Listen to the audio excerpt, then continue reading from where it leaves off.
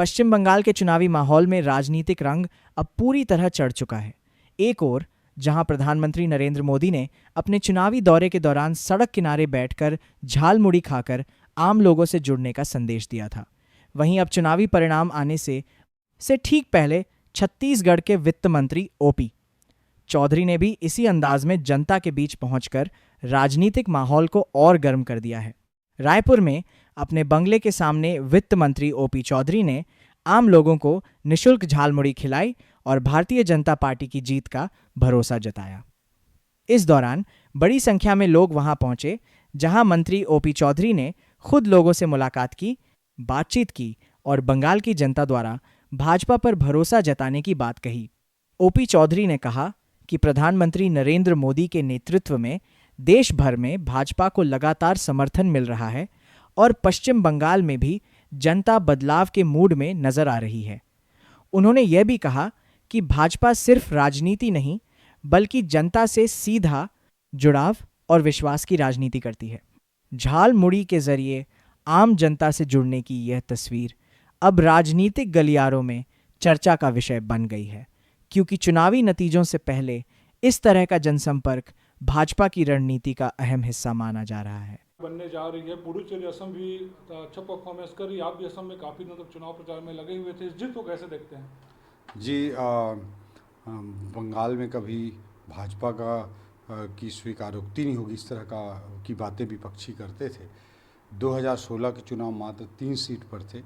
वहाँ से जिस तरह से देखिए 2014 के बाद नरेंद्र मोदी जी के नेतृत्व में भारत के अलग अलग कोनों में जिस तरह से अच्छा काम हुआ है, उसी को देखते हुए कहीं न कहीं बंगाल की जनता ने भारतीय जनता पार्टी पर भरोसा जताते हुए इतने प्रचंड बहुमत का जनादेश भारतीय जनता पार्टी के पक्ष में बंगाल में भी दिया है।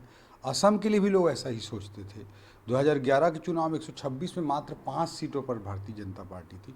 वहाँ से लगातार मोदी जी जब से 2014 में प्रधानमंत्री बने, उसके बाद लगातार पूरे नॉर्थ ईस्ट रीजन में अच्छा काम हुआ और उसी कारण से लगातार तीसरे बार भारतीय जनता पार्टी की सरकार असम में बनने जा रही। पुडुचेरी में भी एनडीए रिपीट करने जा रही है। तो ये पूरा जो ओवरऑल केरल में भी वोट बैंक बढ़ा है। तो ओवरऑल आप इस इलेक्शन रिजल्ट को देखेंगे तो साफ तौर पर दिखाई देता है कि भारतीय जनता पार्टी नरेंद्र मोदी जी के नेतृत्व में जो प्रो इनकम्बेंसी की पॉलिटिक्स को इस्टेब्लिश की है, कि जहाँ पर भारतीय जनता पार्टी की सरकारें रहती हैं वहाँ भाजपा को अगेन एंड अगेन चुना जाता है। उसको उसी ट्रेंड को, उसी भारत के पॉलिटिकल ट्रेंड को आज के परिणाम साबित करते हैं।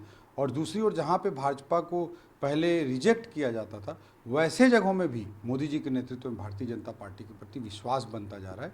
ये ओवरऑल इलेक्शन रिजल्ट इसका प्रमाण है। इस चुनाव से पहले आपने निश्चित रूप से भूपेश बघेल जी के पांव पिछले बार भी असम में पड़े हुए थे, इसलिए कांग्रेस का बंटाधार हुआ। इस बार भी वो आए और अपनी पार्टी का बंटाधार करके आ गए।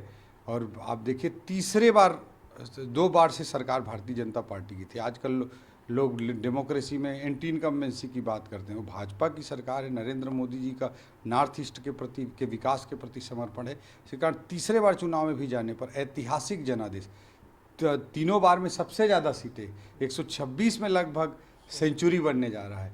तो इतना बड़ा जनादेश मिला है।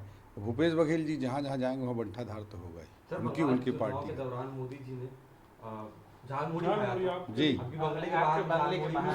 मोदी जी ने जनता से कनेक्ट होना सिखाया है। हम सब कार्यकर्ताओं को, देश के लोगों को, सबको जनता से कनेक्ट होना सिखाया है। उनके संवेदनशील व्यक्तित्व का प्रमाण है कि वो एक झालमुड़ी वाले व्यक्ति के जीवन को भी समझते हैं।